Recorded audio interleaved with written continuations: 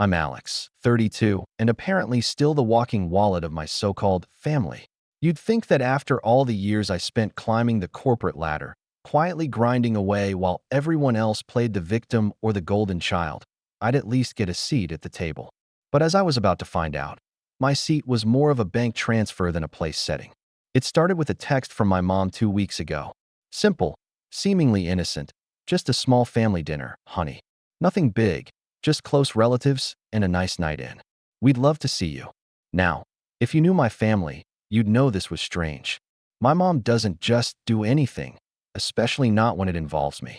Ever since I moved out at 22 and started making real money, I've mostly been treated like a resource instead of a son. They don't ask how I'm doing. They ask if I can help out. And it's always something. Car repairs for my brother, new appliances for my mom, a vacation emergency for my sister when her flights got canceled. Somehow, I always ended up footing the bill. Quietly, because deep down, I wanted to be included. Needed to believe I still mattered to them. I should have known better when they asked for my bonus check, just for safekeeping, last month. I'd earned a $9,800 year-end performance bonus, and while I never bragged about it, my mom somehow found out. She always does. Said something about using it to finally fix the upstairs AC unit, and promised to hold on to it until after taxes. I didn't love the idea, but I've been conditioned not to argue. Growing up, challenging her meant being frozen out, mocked, or guilt-tripped into submission. Old habits die hard, and new wounds take time to stop reopening. So I drove over last Saturday night, expecting an awkward meal in their too-warm dining room, maybe 10 people max, my mom, dad, sister, brother, and a couple aunts. I wore something simple. No expectations. Just me showing up, like they always say I never do. But the second I turned onto the block, I knew something was off. Cars were lined up down the entire street. People I didn't recognize were milling around in the front yard, plastic cups in hand, laughing. Someone waved at me like they knew me, and a guy with a clipboard asked, "You with the Sophie party?" Sophie, my younger sister. Pregnant. Due in 2 months. And now apparently the star of some surprise bash that no one mentioned. When I stepped through the door, it hit me like a slap in the face. There were easily 90 people packed into the house, probably more. A DJ was set up in the living room, mixing 80s music into cheap club beats. There were folding tables covered in baby-themed cupcakes and gift bags, balloons strung across the ceiling, and, the kicker, a 12-foot banner draped across the back wall that read in glittery pink cursive, "Congratulations on the new baby, Sophie." I froze, just stood there like a complete fool, while people kept pushing past me with casseroles and wrapped boxes. I didn't even have time to speak before my mom came waltzing over, all smiles, holding a mimosa, and somehow managing to sound both casual and smug at the same time. "Oh good, you made it. I knew you'd come through." "Come through for what?" I asked, blinking, still trying to process the chaos around me. She laughed, light and fake. "The family dinner. Just a bit bigger than planned. But you know how quickly these things grow when people want to celebrate." She gestured vaguely at the crowd. "Sophie's been under so much stress, and everyone wanted to do something special." I didn't say anything. I was still stuck on the banner. Then I saw it. My bonus check. It was taped, literally taped, to the front of a large cardboard gift box near the center table, underneath a sign that read, "Thanks to Uncle Alex for sponsoring our special day." It wasn't even discreet. They'd made it the centerpiece. I stared at it for a full 5 seconds before turning to my mom. "Why is my check on that table?" She blinked at me, as if surprised by the question. "Oh, that. We figured it would go to better use this way. Everyone's so grateful. Really, you've made this night unforgettable." I laughed, out loud. Not because it was funny, because if I didn't, I was going to lose it. "I gave that to you for taxes, Mom. For a house repair." "Well, this is technically a home event," she said, as if the logic made sense. "And your sister's baby is a family responsibility. You always say you want to help, right?" I didn't respond. I walked to the punch bowl, filled a cup with water, and quietly sipped it while every guest around me kept dancing, drinking, and treating me like a bank account with shoes. Then I spotted my dad. He was telling some old friend from work that I'd finally made himself useful. A direct quote. My brother, on the other hand, was leading a toast to me being the family sponsor. He even winked and said, "I knew his nerd job would pay off eventually." I nodded, still silent. I don't think any of them noticed when I slipped into the hallway, pulled out my phone, and logged into my accounts. First, payroll. I flagged the check as unauthorized and submitted a formal dispute through my company's HR platform. Since the funds hadn't cleared entirely due to the holiday weekend, I was able to recall the transaction. A brief call to our payroll manager, who owed me a favor, sealed it. Second, the venue. I noticed earlier that the catering tables had receipts from a party rental service, which I recognized as a company I'd once helped set up a business account for through my firm. I contacted their fraud department and flagged the transaction tied to the company card my mother still had on file from years ago. She must have assumed I wasn't tracking it anymore. She was wrong. Third, my personal credit card. It had been used, without my permission, to book the DJ and make a deposit on a baby shower decorator. I revoked access, froze the card, and disputed the charges. They were good about reversals when you filed within 24 hours. And finally, the big one, the deed. Because what no one in my family had ever asked or bothered to understand was that when I paid off the remaining mortgage on the house 2 years ago, I did it under one condition. The property was quietly transferred to me. Legally. Fully. I'd never intended to act on it, of course. I just wanted to make sure my parents were secure. But security isn't a gift when it's twisted into leverage. So that night, with the party thumping on behind me and my sister giggling through a baby-themed scavenger hunt, I unlocked the documents folder in my Dropbox. Opened the PDF. Printed one crisp copy. Eviction notice, immediate review required. And I left it on my childhood bed, folded neatly under a company letterhead envelope, just in case they didn't believe it was real. I walked out without saying goodbye, drove home in silence, and waited for morning. Because the bank account freeze was only the first domino. And what they hadn't realized yet was that I hadn't even started. The first call came at 6:12 a.m. It was my mother. I didn't answer. The second was from my sister. Then another from my brother. Then 3 more from a blocked number, probably my dad, who always hides his caller ID when he's trying to act professional. I ignored them all. By 7:30 a.m., my inbox had 6 unread emails. 2 were automated fraud alerts from the venue and catering service, both transactions officially under dispute. One was a panicked message from my mom. "Alex, something's wrong with the bank. We can't access anything. Please call me." The last 3 were from my sister, all in rapid succession. "What did you do? The DJ says the payment bounced. I'm humiliated. You need to fix this right now. You ruined everything." It would have been funny if it weren't so predictable. At 8 a.m. on the dot, I got a message from my company's payroll system confirming that the bonus reversal was approved and reissued back to me. Funds would clear in 48 hours. I leaned back in my chair and let out a long breath I didn't realize I'd been holding. It wasn't about the money anymore, not really. It was about the principle, about years of being dismissed, used, laughed at, and expected to show up like some invisible servant just because I had less emotional baggage than everyone else. That had always been the excuse. I was too quiet, too distant, too cold. But I was never cold. I was exhausted. Exhausted from being the backup plan they never appreciated. Around 8:17 a.m., my phone buzzed again. This time, a FaceTime request from my mom. I watched it ring. Then I opened the banking app on my second phone and checked the joint emergency fund I'd set up in their name years ago. The same one I'd been contributing to every month like a dutiful idiot. I transferred the entire balance into my own personal account. Seconds later, a new text lit up my screen. "Mom, we can't get into the emergency account. Did you change something?" I didn't respond. Instead, I opened the front door to my apartment and picked up the delivery envelope that had just arrived, the one with the return receipt confirmation. The eviction notice had been officially filed. Now, before you come at me with pitchforks, let me explain. I wasn't planning to throw anyone on the street. That house wasn't just bricks and drywall. It was the stage where every insult had been thrown at me under the guise of jokes. The same walls that had heard them call me a failure when I didn't go into law, and later a sellout when I started making more than all of them combined. That house raised me and haunted me. And for 2 years, I had kept silent, even after paying every bill and sitting through every guilt trip, just so they'd feel like they still had the upper hand. Now, I wanted them to know what real power felt like. At 9:01 a.m., I got a call from Sophie. I didn't answer that one either, But she left a voicemail. Are you serious, Alex? You're going to evict us? Because of one party? You're being psychotic. This is about more than money. This is family. Funny how family only matters when the money runs dry. I played the message twice. Not because I needed to hear it, but because it confirmed what I already knew. They hadn't learned anything. Not a shred of remorse. Not even an apology. By 10 a.m., my parents had driven to my building. They buzzed every apartment trying to get in.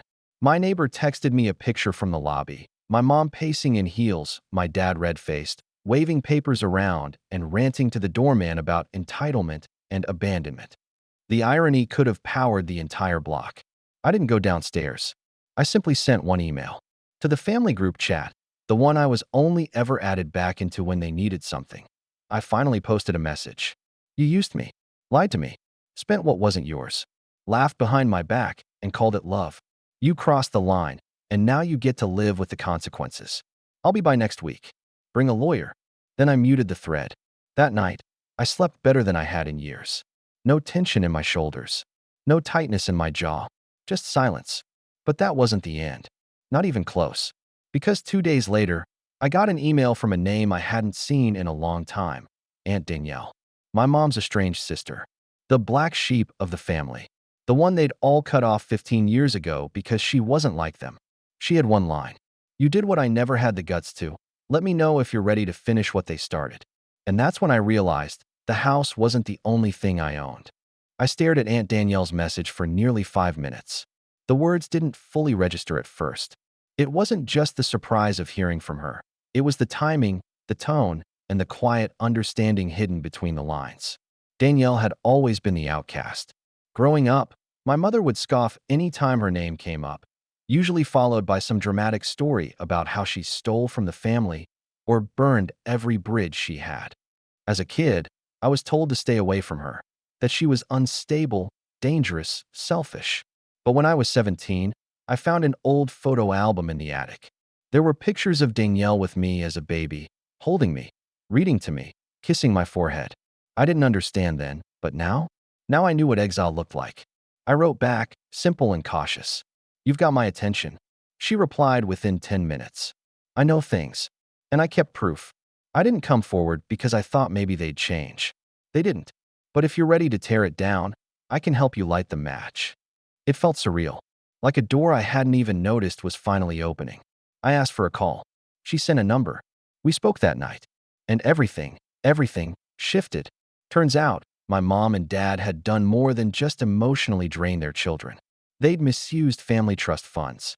Funds that were supposed to be divided between siblings and cousins for college or housing or emergencies. Instead, my parents rerouted the money through temporary loans that were never paid back.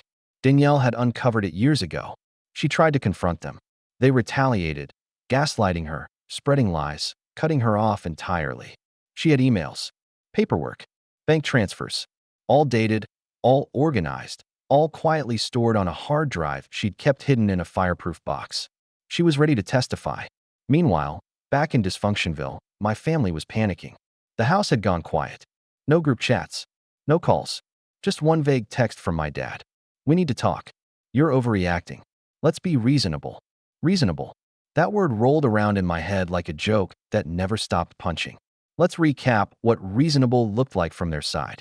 Withholding information about a giant party. Spending my money without consent. Using my bonus check as a public prop. Booking an event on a corporate card I never authorized them to still have. And acting like I was the one who needed to calm down. Reasonable, apparently, meant obedient. The eviction clock was ticking, and I had made sure all notices were legally airtight. It wasn't an emotional tantrum. It was a calculated step in a chain reaction they started. I even offered them the chance to meet, but only if they agreed to sit down with a neutral mediator. They declined. My sister, Sophie, sent a voice message instead. You're ruining your niece's future before she's even born. Do you have any idea what stress does to a pregnant woman? But you don't care, right? Because you don't love anyone but yourself. I didn't reply, but I saved it. Aunt Danielle and I met in person 3 days later at a neutral cafe downtown. She was older than I remembered, silver streaks in her once dark hair, but her eyes were sharp. Everything about her felt grounded, like someone who had been through fire and come out harder than steel. She slid a flash drive across the table. "This is everything." She didn't ask what I planned to do with it. She just said, "They act like you're crazy because they're terrified of who you'd be if you stopped apologizing." And for the first time in a long, long while, I felt understood. The next few days were a blur of paperwork, emails, and hushed conversations with a lawyer I trusted. He reviewed Danielle's files and told me I had enough to open a formal case, one that could freeze additional assets, bring an investigation into the trust account, and potentially get restitution for every dollar misused. But even that wasn't the part that felt most satisfying. It was seeing their world shrink. I got a ping from my building's security app, a motion alert at 2:13 a.m. It was my brother, standing in front of the entrance door, drunk, yelling into the intercom system. "You think you're some genius? Huh? You think you're better than us now? You're nothing, Alex. You'll always be nothing." He pounded on the glass. Security escorted him away. I didn't report it. Not yet. But I had the footage saved. Let them feel cornered. Let them twist in the silence. Because the part they never understood, the part they refused to see, was that I didn't want revenge for the sake of it. I wanted closure. I wanted them to admit what they'd done. To say sorry. To look me in the eyes without the smirk or the sarcasm and admit they were wrong. But they never would. So I would take what they never gave, the last word. And then I'd tear down the very stage they built their fake little family show on. But just before I could, something unexpected happened. A letter arrived. Mailed. Handwritten. No return address. I opened it, scanned the first line, and froze. "Dear Alex, I know you probably hate me. But before you go through with this, there's something you need to know about what really happened to the trust fund. Your father lied to all of us, including your mother." I read the letter 3 times. Slowly, carefully. My heart was pounding by the second paragraph. It wasn't my mother. It wasn't even my sister. The real orchestrator behind the missing trust fund, the hush money, and the backdoor financial decisions was my father. The letter was signed, J.M. At first, it didn't click. Then I remembered. Joseph Martin, Dad's old friend. His best man at the wedding. The one I hadn't seen since I was a kid. The one who moved away for work around the same time Aunt Danielle got disowned and my college fund mysteriously vanished. I called Aunt Danielle. Read her the letter word for word. By the end, she was silent. Then she said, "I knew he was involved. I just didn't think he'd ever confess." The letter detailed everything. Years ago, Joseph and my father had set up a dummy investment firm. On paper, it looked like a high-yield account for the family trust, but in reality, it funneled money into personal accounts. Vacations, credit card debt, renovations, even Sophie's private school. There was a line in the letter that hit me hardest. "Your mother never saw the paperwork." He told her the trust dissolved during the recession.